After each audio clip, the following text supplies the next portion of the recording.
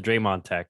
Well, the second one, I felt like he should have gotten a second one. I think it's where a little bit of home court advantage. And their reasoning was dumb too. It was like, oh, we don't want him thrown out of the game. Well, it's like you got to call the call in the moment. I will say, just a B caveat on both sides. I don't think he was really trying to pants Jaylen Brown. And then he tried to pull my pants down. I don't know what that was about. I think he was just tugging at Jaylen Brown, just being a nuisance, being Draymond. I'll start with the Draymond thing. I think he deserved a second tech there. Okay. Yeah. I mean, it's Draymond type of stuff, though. It wasn't terrible. So if the argument that they're going to say is, well, we didn't feel like either action from either player was worth a tech, okay, so be it. The real issue that I personally had with it was Steve Javie. He came onto the broadcast and they asked him what he feels like refs do in this sort of situation. The two guys are going after each other. Jeff, I think you hit the nail on the head, and Mark too. Mark Jackson, you hit the nail on the head where you have to consider one player has definitely a technical foul. Is this enough to call a double T and eject the one player? Personally, I would say nothing, and I would just let it diffuse as that. That's just my opinion. Well, Steve, my question to you is, as a referee over there in the huddle, are you thinking about the fact that Draymond has one technical already?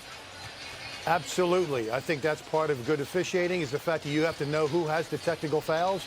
And in this situation, one of the players does. Is this enough to warrant an ejection is what you have to think about. See, a lot of people disagree with that, Steve, but I think that's what separates. After review, the defensive foul on Green stands. There's no further penalties on this. And the explanation he gave was something along the lines of, well, when a player already has a tech, we're now evaluating them as if, is this ejection worthy? Is this enough to warrant an ejection is what you have to think about. And to me, that's not how the rule is supposed to work. I view it, if anyone's familiar with soccer, you get yellow cards, right? And a yellow card is for an action that deserves a warning. It's saying, hey, cut that out, but it's not enough to be ejected. Now, there's also a straight red card. If you just get a straight red card, you were ejected. Whatever action you did was worthy enough of just being a straight ejection. Now, if you get 2 yellow cards, you are ejected, but it doesn't count as a straight red. So say you got 1 yellow card, an example, Draymond got his 1 technical foul. That's a warning saying, hey, cut it out, whatever you were doing. Now, you can't be tackling people, Draymond. That too. Now, if you get that second yellow card or the second tech, that second one doesn't have to be ejection worthy. It just has to be worthy of the yellow card or a technical foul. And then by result, because you've been warned, you were told to cut it out and you still did it, you get ejected. That's how I interpret the rule. That's how I've always thought the rule was interpreted. But then Steve Javie said, no, he already has a technical, so we're evaluating it as if the play is ejection worthy. And to me, that means, okay, pretend he didn't have a technical. Are you evaluating this play as just a straight 2 techs, you're out of the game? Yeah.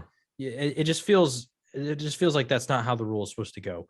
So I had a problem with the ruling. I didn't really care that much if Draymond was thrown out or not, because if you want to argue that it wasn't worthy of a tech, so be it. But the explanation they gave on the broadcast, it just felt like, okay, if you get your 1 technical, then you're sort of protected at that point, because all you got to do is not do something so egregious that it's straight ejection worthy, and they won't give you a second tech, which just doesn't seem to be how the rule should be interpreted.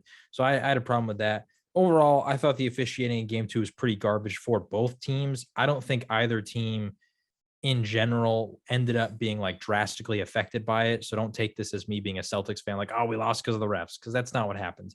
Yeah. They lost because of turnovers, plain and simple. But there was like that phantom call on Jaylen Brown in which Gary Payton II went up for a layup. Jaylen didn't even touch him, and they called the foul. Ime didn't challenge it because it was early in I think the first quarter. So it was you got to hold on to your challenge. I'm not going to waste my challenge on this one. I think he maybe missed both free throws, but it's a foul on Jaylen Brown because that was his second foul. Well, and it's frustration. It's anyone that's played the game. I don't care if it doesn't count as a foul, and we may not have played at the NBA or college, but it's annoying. It's like right. It's still a mental. It's part of the mental game where it's like, as you can see, literally he flailed. I'm sorry, he flailed. Like Gary Payton II flailed a little. He sold the call. Which but there wasn't even contact. Like when you watch it in slow motion, I don't even think their jerseys grazed each other. I remember watching. I was like, are we? That's why I thought they were reviewing it, because there were so many replays. I'm like, when I was watching on my phone, I was like, are they reviewing this? Because this is obviously not a foul.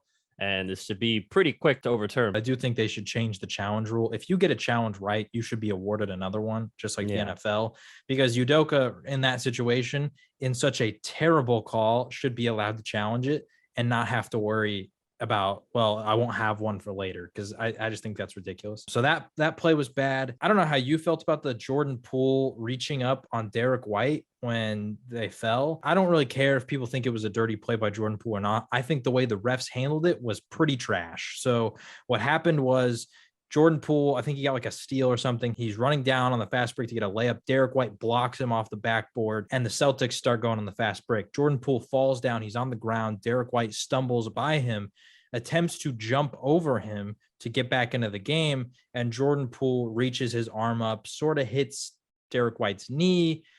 Some people think it was dirty. I don't think it really was. It seemed like he was sort of trying to protect himself, but I think he did it in sort of a careless way.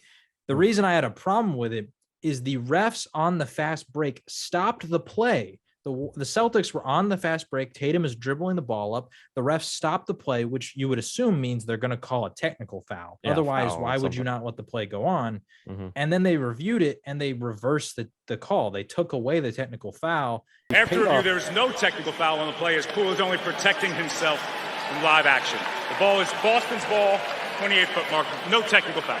And they said that there was nothing wrong with the play. So it just, it annoys me that if you're going to do that, don't stop the play. Like, let the play out and then stop it and see if you need to go back and change something. I mean, we saw in that Heat game 7, like 5 minutes later, they reversed a 3-point call. So what's the problem in just letting the play out? In general, I just think it's just hurting the game. And once again, I'm not saying that it hurts just the Celtics. It hurt even the Warriors too. There was a terrible missed call on Daniel Tice for like midair. He hip checked the crap out of Jordan Poole right in front of the ref. They didn't call that. Like, there was just a lot of weird, just no calls that they completely missed right in front of them. And there's those phantom calls on Jaylen Brown. They stopped that one play. I personally just don't like Zach Zarba. He was the head ref in this specific game. In general, I don't think that he calls very good games. I just think the NBA needs to crack down on what's happening with the referees, because this is the NBA finals. Like, blown calls on missed sides, no calls happening, weird, reversed calls 5 minutes into the game. Like, these things just shouldn't be happening in playoff basketball. It's like there's like moments in quarters, or like the refs, one quarter they're not calling anything, one quarter they're calling everything. As a fan, I would want more consistency.